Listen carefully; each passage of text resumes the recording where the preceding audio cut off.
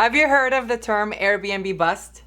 In the last 3 years, big companies and regular people came in and purchased a lot of short-term rentals in the most popular areas of the Phoenix metro. And now I'm noticing at the same time that the people are either selling them or converting them into long-term rentals because the short-term rental market is saturated right now and they're not getting the profits that they were expecting. So how did we get here? Well, let's go back to 2020 and 2021, the unicorn years.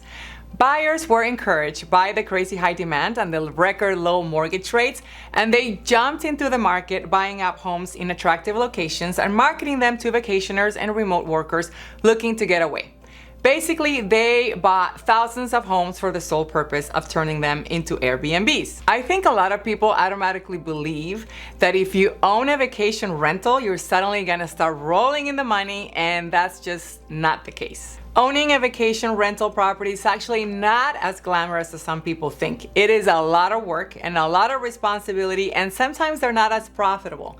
In my opinion, there's currently a saturation in the market. In fact, I've noticed that many Airbnbs that were purchased not too long ago are for sale right now in the MLS, particularly in South Scottsdale and Tempe.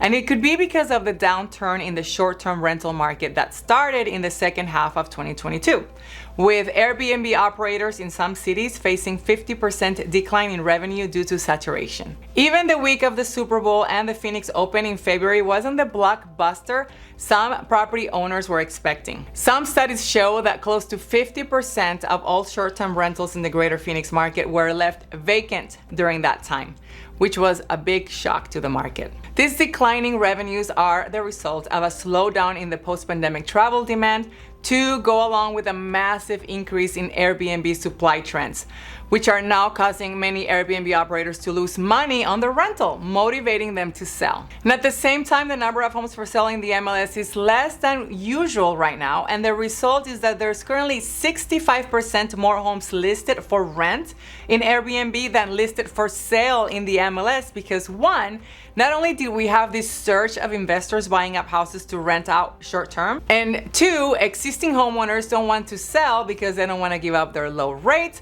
or high equity position, and some of them they're deciding to list their homes as a short-term rental instead of selling them. So it's a double whammy. The result was that Airbnb supply increased from 10,000 in early 2022 to nearly 18,000 today.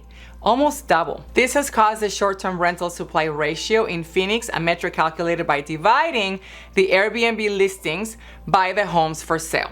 The resulting ratio in Phoenix is 2.3 times, which indicates there are 2.3 listings on Airbnb for every one home listed in the MLS. That's a lot. The Phoenix Metro is ground zero for Airbnb bust. Undoubtedly, it is a market that is now plagued with an excess of short-term rental supply, with the number of Airbnb rentals in Maricopa County increasing by 500% over the last 7 years. So what I'm saying is that in Phoenix, the Airbnb market is oversupplied while its for sale market is undersupplied, a situation that will likely correct itself in the coming years as struggling Airbnb owners decide to sell their properties. So for the Phoenix Metro, the Airbnb clusters are in 4 main pockets: downtown Phoenix, Scottsdale, Paradise Valley, and Tempe. These 4 areas account for roughly 65% of the short-term rental inventory in all of Maricopa County, and thus will be the most negatively impacted from an Airbnb owner sell-off. And I'm not saying that short-term rentals are not profitable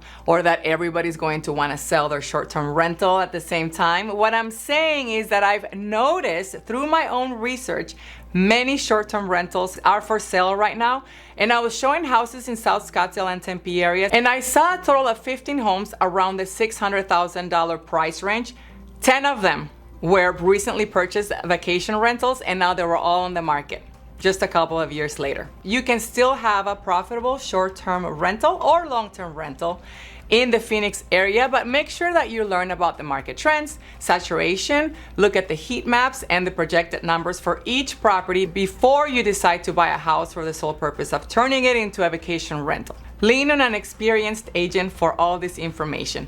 Please like and subscribe, and if you have any questions or comments about this video, please do it below, and you can always reach me via my website or direct message. My information's below, and I hope this was helpful. See you next time.